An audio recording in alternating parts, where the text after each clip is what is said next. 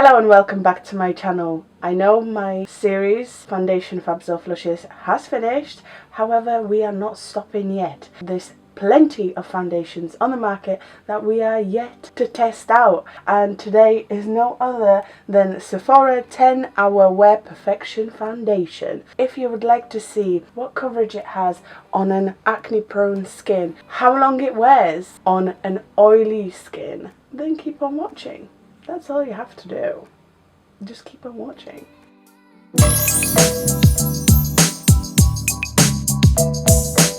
Just like in my Sephora Matte Perfection, I am unable to get on the American website. The compromise is, since I'm Polish, I will try my best to translate what this foundation aims to do. But as you all know, it's not as easy as you'd think.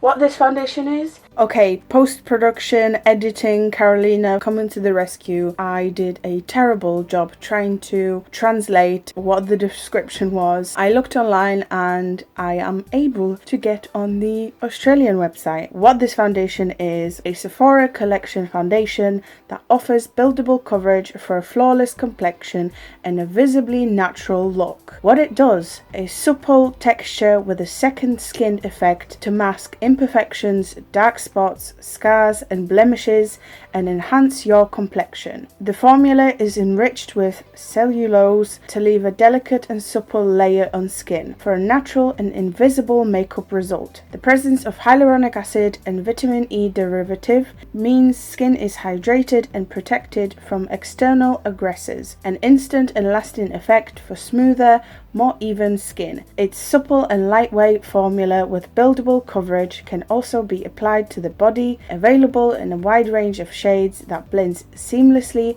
with your natural skin tone. Perfect. This is exactly what I wanted to say, but I was unable to say with my own words. The only issue I have with that is they overuse the word supple. But other than that, let's get on with the video. So before I rip the sticker off, it does actually say medium coverage, buildable, dermatologically tested, non-comedogenic, paraben-free, fragrance-free, formulated without mineral oil. The shade I got was Delicate Beige, which is number 14. I do have a different shade in the Matte Perfection. I did try to shade match them in the store.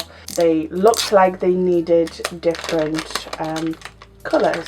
As always, I will shake just in case it's settled in the bottle. It has a very nice pump. As always, you have to pressurize for the pump to work. Ooh. So I pumped out probably about 3 pumps worth. It is very thick. I did not expect it to be this thick. Firstly, I'm going to take my sponge and apply it on one side. Seems very light, probably the wrong shade.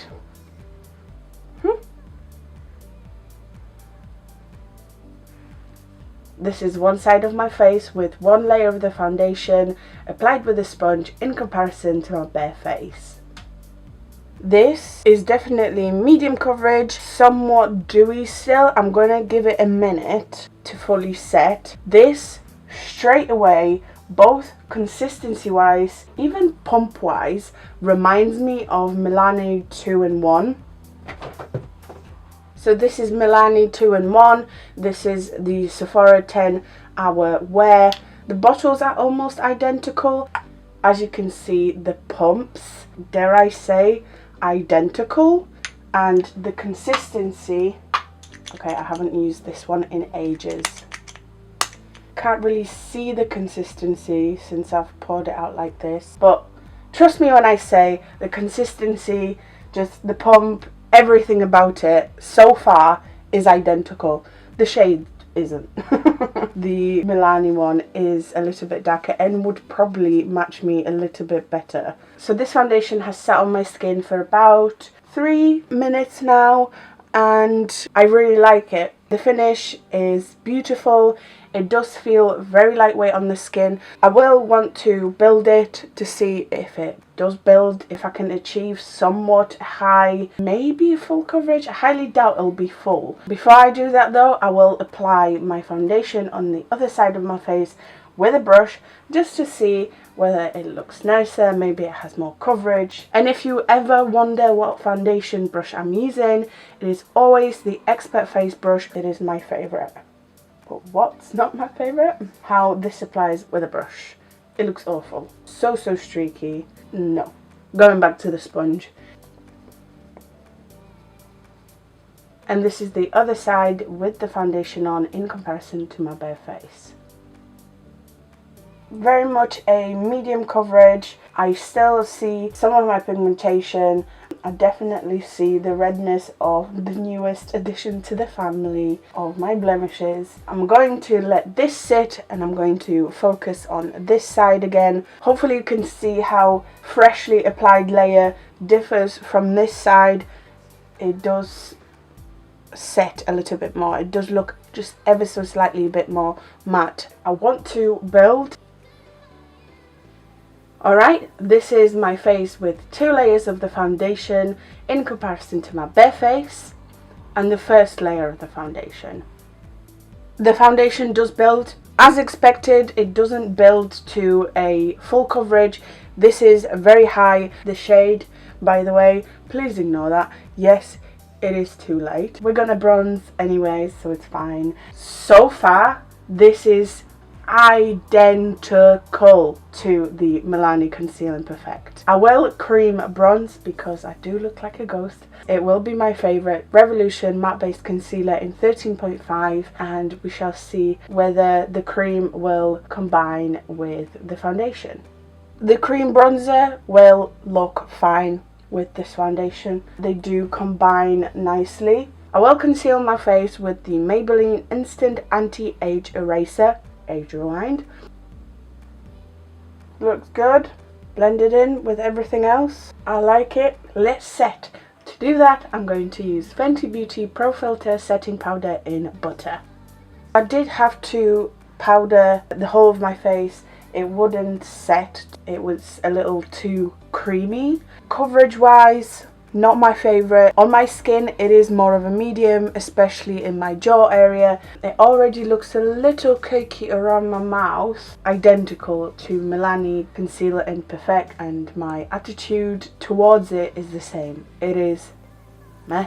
The foundation did cost 59 zloty, which is again probably about £12, so even the price is pretty much identical to the Milani foundation. It is 10 o'clock. I will get on with the day and I shall see you in my first check-in.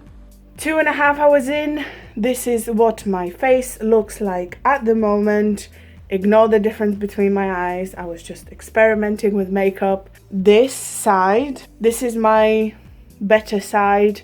Less acne, less pigmentation and stuff. And it actually looks really nice. I would consider this like everyday foundation kind of thing. It just looks nice. That's the best way I can describe it. It looks nice and smooth. I agree, it does make your texture really smooth. The only issue I have with it is it doesn't cover all of my spots. However, not every foundation does. I can see there's a little bit of like dewiness, a little bit of shine coming through in the center of my face. I personally like that, but I reckon I will have to blot in my next check-in. Overall, I'm pretty happy with it. It's not mind-blowing, but it's not bad. I think this would be a great foundation for like everyday wear. For its price so far, it's pretty good. Alright, we are halfway through the 10-hour wear claim. As we can see, my face is pretty dewy in the center. Therefore, I will blot before I say anything. This is my blotting paper. Quite a lot of transfer if I'm being completely honest. Let's see if it picked up the foundation. My jaw on this side it didn't survive it. It's peeking through more and more. This side lost a little bit of coverage, even though it wasn't completely full coverage at the start. It was a lot better than this, so we are slowly losing that coverage. However, again, I really like how it's like smoothing the skin. I actually do prefer it to the Milani Conceal Perfect. I like it, but it's not blowing me away, and for that price, it's okay. Hour number 8, I'm making tea and I can literally feel how oily I got. Look at that. I could feel the oil at hour number 7. Sorry about the echo, by the way, but I need to rush because I am in the middle of making dinner. And I really need to blot because I look awful. I mean, as expected, with that amount of shine, I expected a lot of transfer. And honestly, let's have a look. Okay, well, actually, surprisingly, there isn't that much rub off. Like, not a lot of foundation came off my face when it comes to the blotting. But we can clearly see the foundation is, like, my skin is peeking through a lot.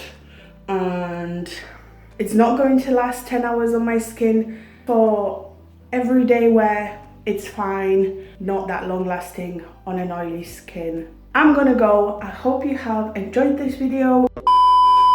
Okay, I'm in the middle of editing this video and I realized my last check-in was really rushed. I had to rush because I was making dinner. It has been 10 hours and honestly, my opinion hasn't changed all that much because this is my face after 10 hours. It is crazy oily. I will blot, why not? The foundation is still on. However, the layer of foundation that I do have on is extremely sheer. It has gone patchy. I think this would be a great foundation for people with combo skin. I haven't noticed that it clinged onto my dry patches where I do have them. If you don't need a lot of coverage, this is really nice. I didn't mind the coverage initially. It was really nice. It just didn't last on my skin. It rubbed off, it transferred, and overall it just didn't last on my skin. For me, it's a pass. There are better foundations for a better price. If you need high coverage, long lasting foundation, it would be the Maybelline Superstay 24-hour full coverage foundation. I think that's what it's called.